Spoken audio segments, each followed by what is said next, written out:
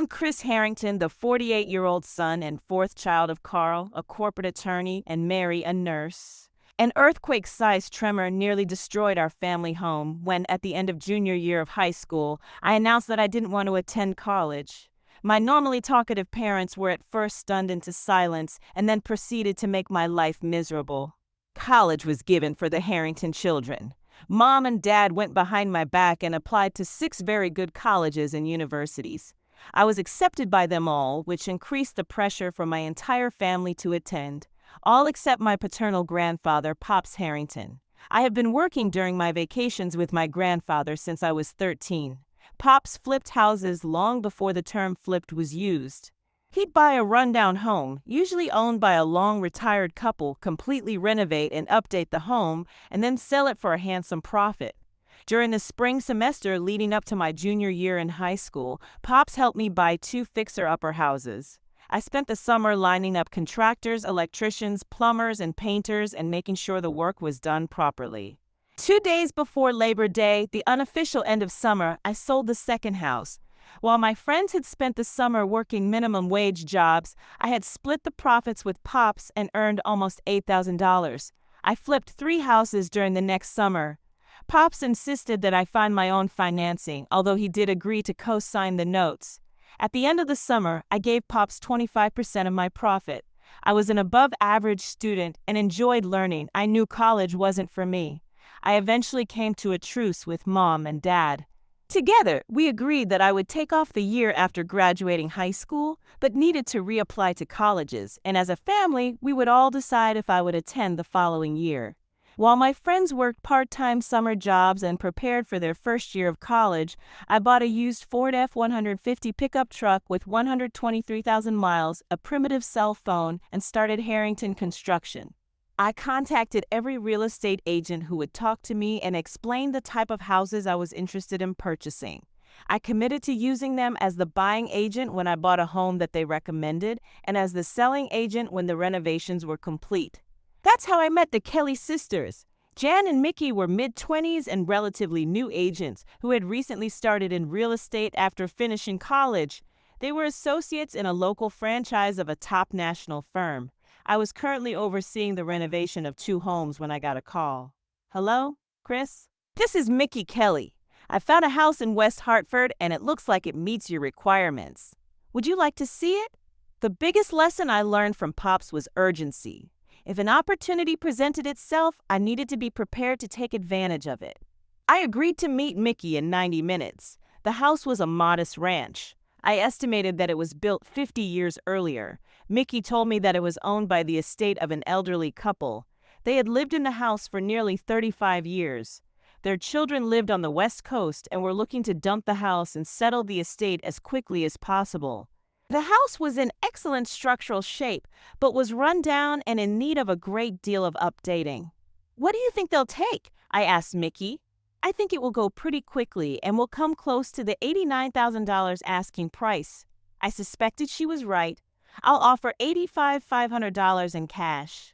I want 5 days to complete the due diligence process and will close within 5 days of the inspector's report, assuming there aren't any problems. Mickey was thrilled. We went back to her office, wrote and signed the offer, and sent it to the listing agent. The offer was accepted. The inspector's report came back without any surprises, and we closed on the deal 1 week later. Let's celebrate, Mickey suggested as we left the attorney's office after the deal was complete. I share an apartment with my sister. It's less than 2 miles away. Let's go have a drink. I followed Mickey into her nicely decorated 3rd-floor apartment at the edge of downtown West Hartford. She let me open a bottle of Merlot and pour 2 glasses. We silently toasted and each took a sip. I hope you don't mind if we celebrate in other ways. Pops had taught me a great deal about the real estate business, including the fact that female agents were often grateful to be working with contractors who might buy and sell multiple houses in a year. He often said if I was younger and wasn't married to Grandma, I'd take full advantage of any bonus they offered. Mickey leaned in and kissed my lips. When she pulled back and saw the smile on my face, she leaned back in and pushed her tongue into my mouth. It was a very aggressive kiss. I held my wine glass in one hand and slid my hand down Mickey's back, palmed her small, round, athletic bum, and pulled her against me. We kissed and groped for a few minutes before Mickey backed away. She handed me her glass of wine, and with an ear-to-ear smile, we had wild sex after that. I was only 18, although I'd had a fair amount of sex. Most were fumbling and ultimately unsatisfying backseat romps with high school dates. I'd also become friends with benefits with 3 real estate agents, including a 43-year-old married woman, who I'll credit with teaching me most of my sexual skills. Mickey, on the other hand, was amazing in her own way. I did Mickey's sister Jazz as well. She was amazing as well. The next 5 years flew by.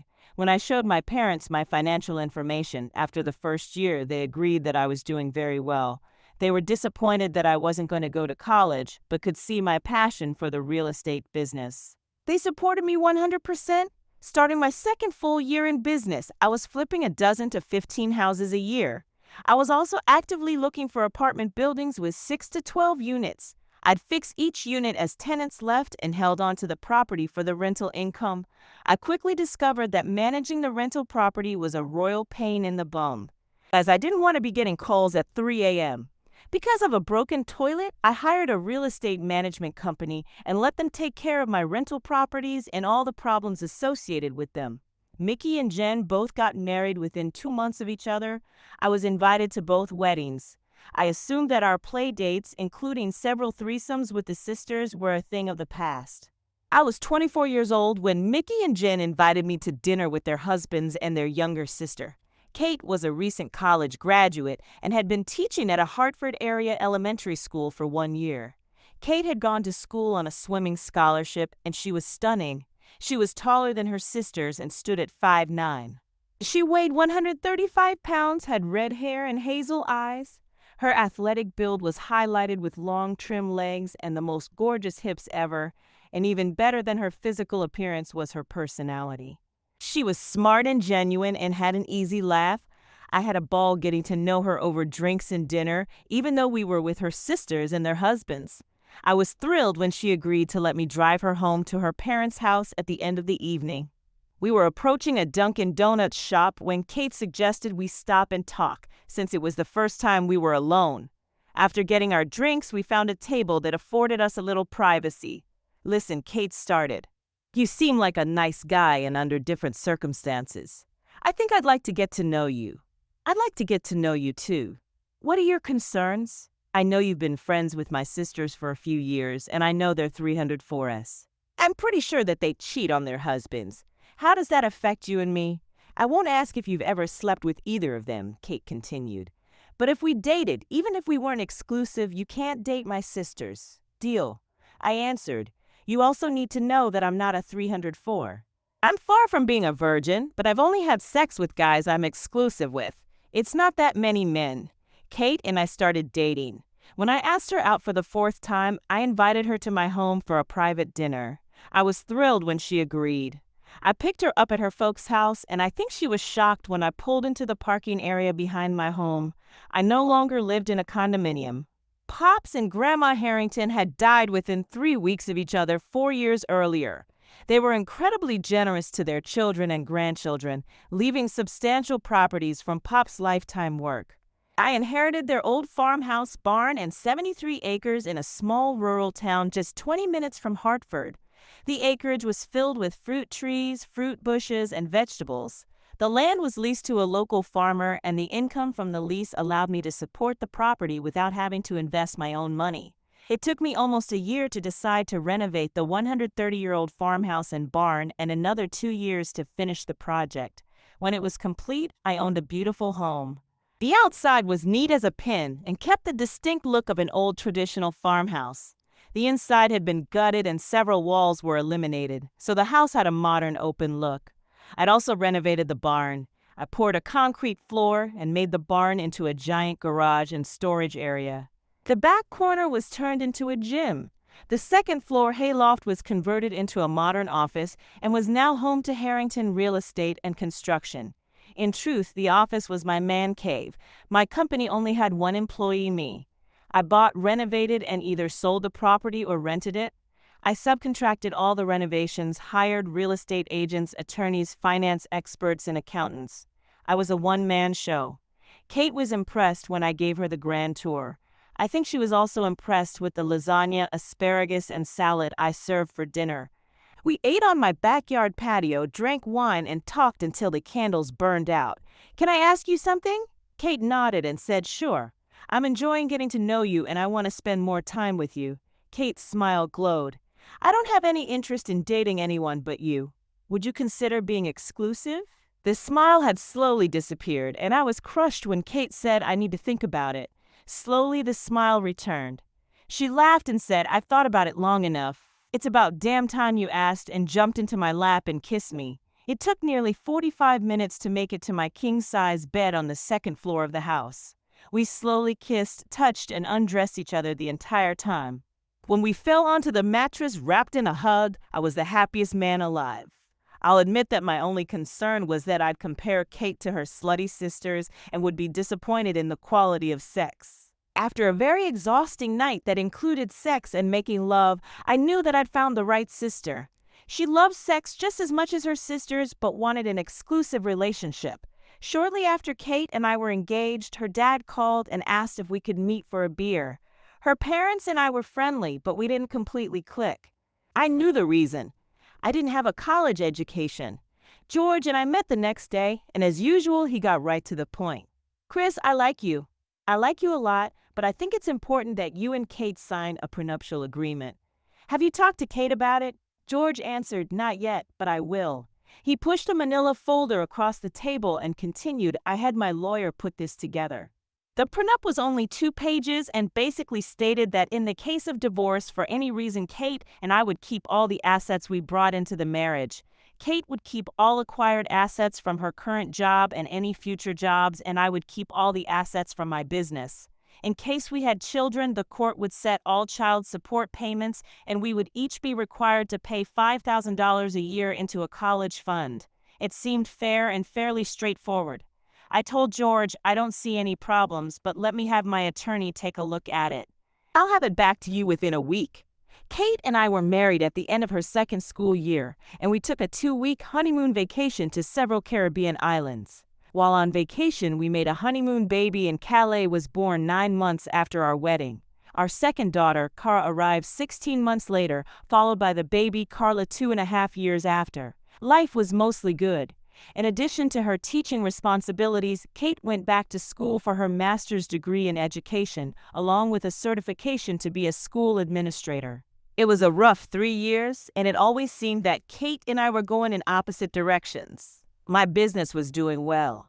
With the advancements to the internet, I was able to change the direction of my company and got out of the renovation side of the real estate business. Instead, using the access to information on the web, I searched for distressed vacation properties along the northeast coastline and ski country in Maine, New Hampshire, Vermont, and upstate New York.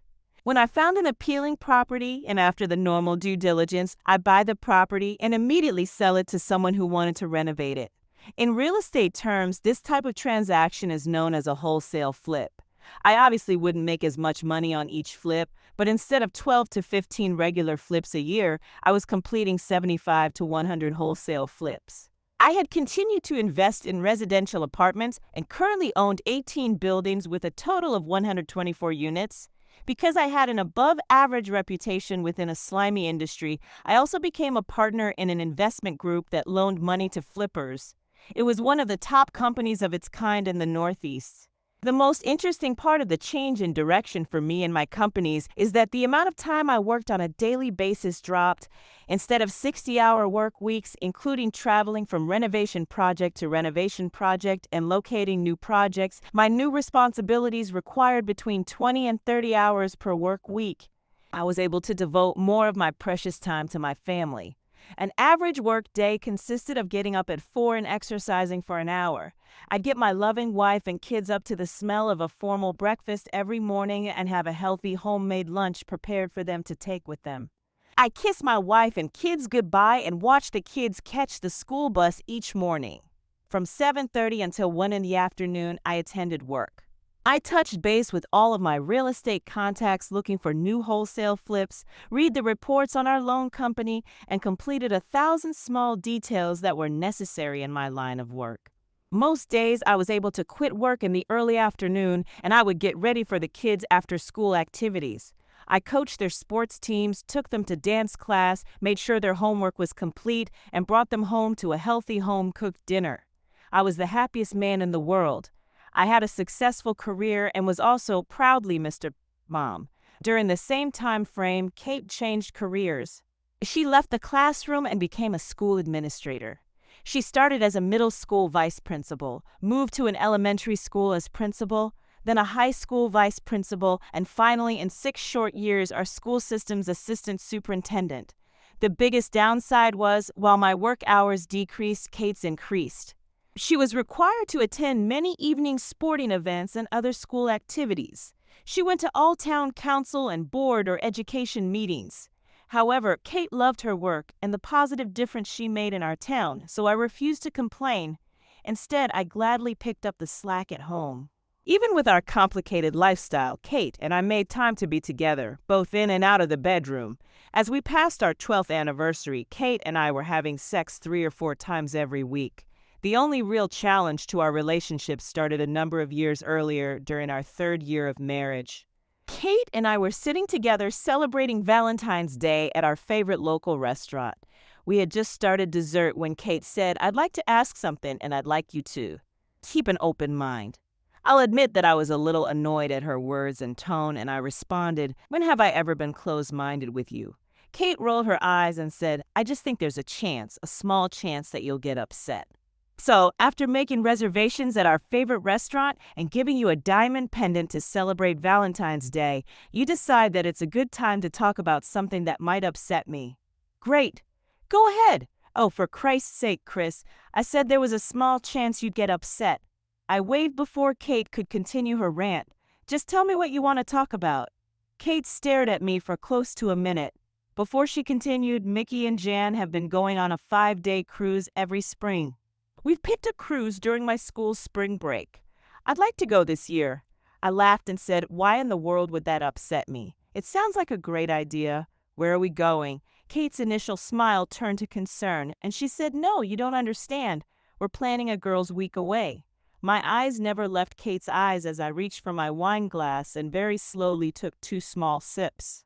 After placing the glass back on the table, I asked, "What exactly are you asking me?" Kate looked bewildered and said, "I don't understand your question. You started this conversation by asking me if you could ask me a question. What's your question, Kate? What are you asking me?" Kate took a moment to collect herself and said, "Well, I guess I'm asking you if you're okay with me going." My smile got big and I responded, "That's easy. No, I'm not okay with you going, and I am amazed that you have to ask." "What's the matter with me going away with my sisters?" Kate was clearly annoyed. I was stunned. I shook my head and responded, "As you well know, Mickey and Jan are 304S. They were 304s 5 years ago when we started dating, as you pointed out. They're 304s today after each was divorced for cheating. Your sisters are each homing devices for heat-seeking dicks, and you know it. That's what the matter is with you going without me. So you don't trust me. That's not the question we're discussing. You asked if I was okay with you going away to dance, drink, and lay around in bikinis on a week-long cruise with your 304 sisters. I'm not okay with that and never will be." Kate took a few moments to calm herself before she said, "You can't tell me I can't go." "Once again, sweetheart, that's not what we're discussing. We are discussing my feelings about you leaving your family to go on a vacation with your 304 sisters. I wish you would stop calling them 304S. I shrugged and said, "I wish they weren't 304S. Before we could continue, our waiter approached the table and asked if we were enjoying our dessert. When we agreed that it was delicious, she said, "Our last course is a glass of our award-winning plum wine. May I bring it to you?" Before Kate could agree, I said, "No thanks." I fished my credit card out of my wallet, handed it to the waiter, and said, "Please run the card at 20% for the tip and bring me the receipt to sign." Kate was indignant. She raised her voice and said, "We will be staying for the wine," and to the waiter said, "And we'll take it now. Thank you." I suspect that the waiter knew that despite giving my wife a beautiful pendant, I wasn't getting laid at the end of our date. I smiled at the waiter and said, "Bring my wife her wine and bring her my glass too. When you've run my card, give it back to my wife and call her a cab." The waiter's eyes almost popped out of her head as I tossed my napkin on the table, stood and headed to the coat room for my jacket. After starting the car, I looked at the clock and gave Kate exactly 3 minutes to pay the tab and make her way to the parking lot. She made it with 7 seconds to spare. She was fuming as she climbed into the car. "Don't you ever embarrass me like that again. Do you understand me?" I drove for half a mile before I calmly responded. "We just finished a discussion where I was informed that I can't tell you not to go away for a week with your 304 sisters. If that's the case, you can't tell me not to embarrass you in public, and I'll do it any time I want." Kate was flabbergasted. I'd never talked to her like that before. She wisely decided to remain quiet for the remainder of our drive. I parked our car in the barn. While Kate made her way to the door that led outside into the house, I climbed the stairs to my office. "Where are you going? We're not finished talking." "Come to the house now." I was halfway up the stairs. I turned and yelled, "Who the hell do you think you're talking to? Don't ever again tell me what to do." Kate was standing with her jaw unhinged when I slammed my office door behind me. The temperature in our home varied over the next few weeks from frosty to Arctic cold. Depending on the temperature, I slept in my office many nights. It was 4 days before Kate was scheduled to leave when she cornered me in my office. "Can we talk?" she asked. "Sure." I pointed to a chair and said, "Please have a seat." Kate stared at me for quite a while before she said, "I don't want to leave you mad at me." I shrugged and said, "There's an easy way to change my mood. Chris, I'm going on the cruise. That's final." We sat quietly for a few moments before I asked, "Can I say a few things?" After Kate nodded in agreement, I told her this is the first time in our entire life together that I've been concerned about the health of our marriage. It's the first time I've been concerned that your actions could lead to our family splitting up. That's not fair, Chris. Do you really think I'm going to screw some guy on the cruise? Sitting here now, I know that you aren't considering cheating on me, but in a few days you'll be with your sisters and you'll be drinking and partying. 3 gorgeous women in that type of environment will attract men, and that could easily lead to unintended consequences, especially when 2 of the women are 304s. And Kate, you know I'm right. I could tell that Kate was formulating a response and was caught off guard when I insisted that she knew I was correct. She had the decency to blush. I continued, "You need to understand that I am concerned about a lot of things and not just sex. Are you going to kiss any men? Are you going to hold hands? How about slow dancing with his hands on your hips or allowing a man to spread sunscreen over your body while you lay by the pool? Chris, you're being ridiculous. I'm not planning on doing any of those things, but even if they happen, those things aren't that bad." I think my smile unnerved Kate. I asked, "Why aren't you planning on doing any of those things?" "Why?" "Because a married woman shouldn't be involved with a man in that way. But if a drunken mistake happens, it doesn't in any way mean that it should lead to divorce." I shook my head and shared, "We keep going round in the same stupid circle. You have not considered my very strong feelings and concerns about this trip. If I find out that you have acted in an inappropriate manner, I will not consider your feelings. I'll do what's best for me and my daughters up to and including divorce." I can't believe that you're talking about divorce, and I can't believe that your decision to go on this vacation has led to us talking about divorce. "Listen," I continued, "I've accepted that you'll be taking this trip. I obviously don't like it, but I accept it. I hope you and your sisters have an enjoyable time, but I want you to understand my concerns and know without fail if you cross the line and do something inappropriate and I find out, I'll throw you to the curb in a second." I was surprised when tears streamed out of Kate's eyes and rolled over her cheek. She jumped from her seat, walked to my office door, and over her shoulder shouted, "I'm not planning on doing anything wrong." On the morning of Kate's departure, we were sitting around the kitchen table. The leftover scraps of a waffle breakfast were the only evidence left from our delicious meal. Kate was asking the girls about their plans for the week. When the kitchen clock hit 8 in the morning, Kate looked at me and said, "We need to get going." I told Mickey that we'd pick her up at 8:30 and Janet was 9. "Yes, of course you're driving us to the airport."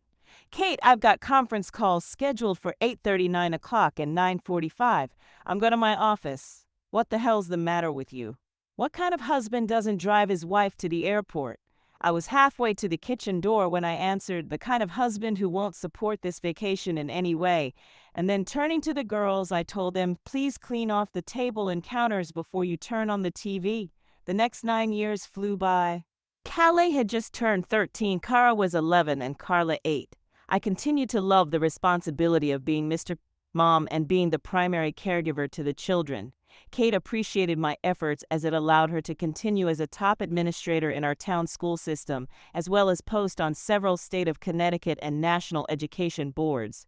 With my 3 daughters, it was a Friday afternoon during the last full week in April. Kate had returned 2 weeks earlier from her 9th spring vacation cruise with her sisters. My phone was muted and I was listening in on a conference call. I wasn't scheduled to contribute to the call, only listen. I was standing by the open office window enjoying the warm spring breeze when Kate's car sped into the driveway. It was closely followed by her sister Jan's car. Kate jumped out of her car and Jan and Mickey climbed out of the other car. I heard Jan ask, "What's so important?" Kate shushed her sister and said, "Let's talk in the kitchen. I don't want to take the chance that Chris will hear us. This sounds like it's more important than my conference call." I thought as I disconnected my phone. Almost immediately, I punched the home security app on my cell phone and navigated to the camera in our kitchen. I watched as the women came through the back door. As Mickey and Jan took seats around our table, Kate poured 2 glasses of wine for her sisters. "Aren't you having any?" Mickey asked. After a pause, Kate answered, "I can't. I'm on antibiotics." "What's wrong with you?" Jan wanted to know. "I can't believe it. But one of the holes I slept with gave me gonorrhea," Kate admitted. "Oh shit," Jan said. "You've given it to Chris." "No," Kate yelled. "He's always pissed when I get back from the cruise. We eased back into sex after a couple of weeks. When will your doctor be notifying Chris?" Mickey wanted to know. "I don't think they will. I went to a walk-in clinic in Albany, New York and paid cash. I told them that I was single and the only sex I'd had in the last 6 months was on the cruise with strangers. I had to give the clinic our cruise line information and the first name of the guys I slept with. The medical authorities will try to track down the guy who passed this to me. I didn't need to hear any more and shut off the app. I went to the bookshelf, opened the bottle of Knob Creek, and poured an inch. After sitting behind my desk and taking a healthy sip, I realized that I'd been preparing for this moment for a decade and had already thought through the tasks necessary to end my marriage to Kate. I was sad, almost dead inside, but I was determined to look out for myself and my children.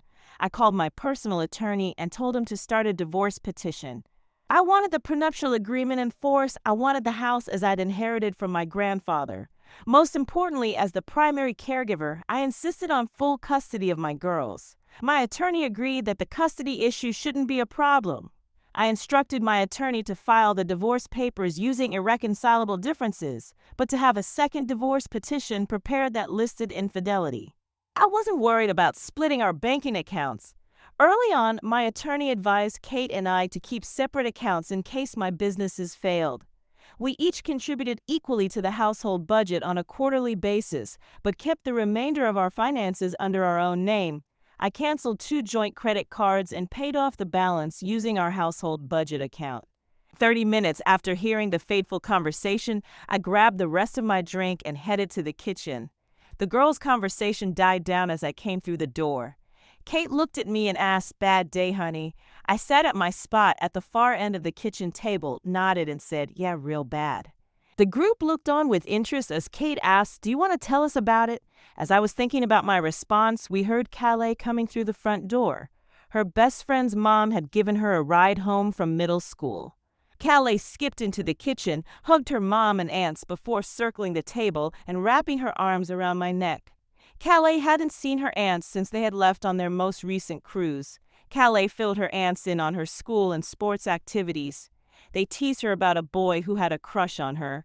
I looked around the table and everyone but Kate was absorbed in the conversation. Kate looked at me with a worried expression. A few minutes later, we heard the school bus stop in front of the house, and soon after, the front door crashed open. Kara followed Carla and ran into the kitchen seconds later. After another round of hugs, Mickey and Jan started quizzing their 3 nieces about their recent lives. As a group, we laughed and talked for well over an hour. When things started to get quiet and I suspected that Jan and Mickey would make an excuse to leave, I said, I'm calling a family meeting. And then looking at my sisters-in-law, I said, you'll each be impacted by our discussion. You're welcome to stay. When they agreed, I got up and refilled their wine glasses and poured another inch of bourbon for myself. After placing the glasses back on the table, I asked Kate, would you like some wine? Kate smiled, shook her head, and said, no, thank you. Cara laughed and said, wow, Mom doesn't want a glass of wine on a Friday afternoon. What's the occasion? We all laughed and let Kate answer, I drank a little too much on the cruise. I'm trying to lose a few pounds. That's a relief, I said. What's a relief? Kate asked. Kate's face turned white when I answered, I thought you weren't drinking because you've been prescribed antibiotics. The girls turned to Kate and Carla asked, are you sick, Mom? Kate quickly answered, no. Of course not. Everyone turned to me. I took 2 breaths to calm myself and turned to my girls. I told them your mom just lied to you. Chris came to scream at Kate. Your mom is taking antibiotics for a disease called gonorrhea. It's a sexually transmitted disease and STD. Your mom got gonorrhea when she cheated on me while on her cruise with her sisters. Girls, your father is lying. Go to your room immediately where Kate's order. No one moved except for the girls' heads turning in my direction. I took my time and slowly told my girls, I have every confidence that you know deep in your hearts that I would never lie to you about something this important. Go to your rooms. Now, like a tennis match, the 3 little heads turned from Kate to look back at me. Girls, you need to know that I've been in contact with Mr. Phillips. You know he's my lawyer. He's writing up the divorce papers over the weekend. He'll make sure that Mom gets a copy next week. Kate's eyes were filled with rage as she attacked. How dare you involve our children in this private matter? Looking at Kate with as much disdain as possible, I answered. On Tuesday, Alan will be filing the divorce petition. Our private matter will be very public in just a few short days. And then looking at my daughters, I told them the next year will be very difficult for our family. I want to treat you with respect and tell you the truth from the start. I want you to know that I am not at fault. Your mother has caused this mess. She cheated on us. She's thrown our marriage away and split up our family. As I watched every reaction from my daughters, I wasn't surprised by the tears and sobs coming from Cara and Carla. I was surprised by the lack of emotion in my oldest girl. She seemed determined as she asked, Dad, I want to tell you something important, but I'm afraid you'll hate me. I reached past my sister-in-law, Jan, and took Calia's hand in mine. Hating you isn't a possibility. I was confused when Callie broke down crying. She turned and looked at Cara. When Cara nodded in silent agreement, the 2 girls hugged and cried together. Look at the mess you made. How dare you upset our family like this? I was closely watching Callie and Cara as Kate spoke. Her words didn't impact the girls. Instead, Callie calmed herself and said 2 years ago, after Mom came home from her cruise, she was sitting right here with Aunt Jan and Aunt Mickey. We were upstairs in Cara's bedroom. Callie pointed above her head, indicating Cara's room, and continued, I heard Mom, Aunt Jan, and Aunt Mickey talking through the vents. They laughed and bragged about who had the most sex on the cruise. They described some really gross things that I remember word for word, but I don't want to repeat them. I remember everything too, Dad, Cara chimed in. Dad, I answered, yes, Callie. I'm sorry I didn't tell you. I'm sorry too, Dad, Cara said. Callie continued, we know what Mom did was very bad, but we were afraid to tell you. I continued to hold Calia's hand and reach for Cara. Little Carla didn't understand everything that was going on, but didn't want to be left out. She moved next to Cara and joined the hand-holding. I told all 3 girls you don't need to be sorry. Your mother and aunt should have never put you in the position to hear about their disgusting behavior. It's their fault, not yours. I won't live with Mom after the divorce. I want to live with you. I was surprised that Callie had thought that far ahead. I was gratified and proud when Carla and Cara nodded in agreement. Kate decided to take that moment to continue her stupidity. She opined the mother always gets custody in a divorce. If your dad doesn't stop this nonsense immediately, you will be living with me. I guarantee it. All 3 girls looked distressed and turned to me. I smiled and explained, in most cases, the mother gets primary custody. Callie groaned until she saw me raise my hand. I continued, they are given custody because in most cases the mom is the primary caregiver. Let me ask you a few questions. You don't have to answer out loud. The girls nodded for me to continue. Who makes you breakfast every day? Who packs your lunch for school and cooks dinner? Who does the grocery shopping each week? Who is home with you every evening while your mom is at her meetings? Who takes you to the doctor for your annual physical or when you are sick?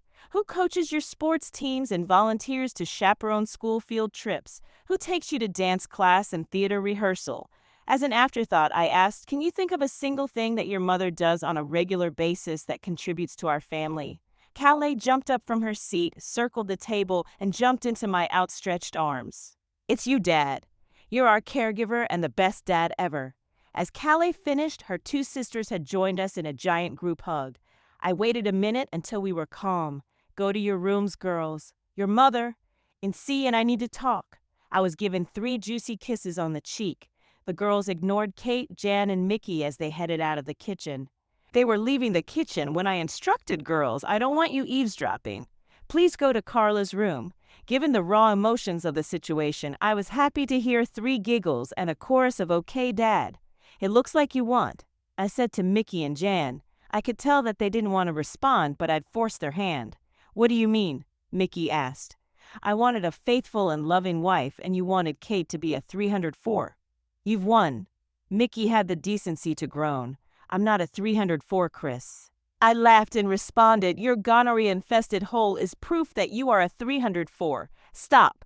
Please act like an adult. We don't need vulgar language. Jen jumped in and explained, it was only 1 week a year, Chris. Kate has a stressful job and she lets loose while we're away. It isn't a big deal. I couldn't help myself when I said if I wanted a 304 for a wife, I would have married you or Mickey. Screw you, Chris. Mickey continued, you never complained when you were screwing us. There were nods of agreement from the sisters. Let's see, I was 19, horny, and single. I waited a moment before asking, once you introduced me to Kate, did I ever accept any of your many invitations to continue screwing you? Everyone at the table knew the answer. No one said a word. I don't want a divorce. I'm going to fight to keep our family together. Luckily, Kate, I don't need your permission to divorce you. I've instructed that the divorce proceed under the terms of irreconcilable differences. If you fight me, I'll have the court issue an order to have you tested for STDs. I think the gonorrhea that's infesting the cesspool between your legs will prove you're a cheater. Then I'll change the terms to infidelity and the world will know that you are a lying, cheating pile of shit. Hey sis, Jan piped in, we're gonna get out of here and give you two some privacy. Both sisters started to stand but halted when I said, while you're leaving, I want you to take out the trash. They looked at me with confusion until I pointed to Kate and told them, bring your sister to her room and have her pack enough for a few weeks. Then get her the hell out of my home. Although Kate tried to use family and friends to stall the divorce, she didn't use official channels as she didn't want the world knowing she's a 304. The mandatory court-ordered counseling only lasted 1 session. It was easy for the counselor to determine that I didn't have any interest in continuing my marriage to Kate. The court accepted the prenuptial agreement. Kate kept all assets associated with her job, and I kept my businesses. Best of all, I was awarded primary custody of Calais, Cara, and Carla. My 2 oldest daughters continued to be hostile to their mother and aunts, but remained close to their maternal grandparents. My baby, Carla, remains close to her mom and sees her on a regular basis. Kate did not have a great life after the divorce. The news about her divorce spread, and to make matters worse, her gonorrhea spread, and she had to remain indoors for an extended time. It turns out that all 3 sisters were infected. Well, karma works in strange ways.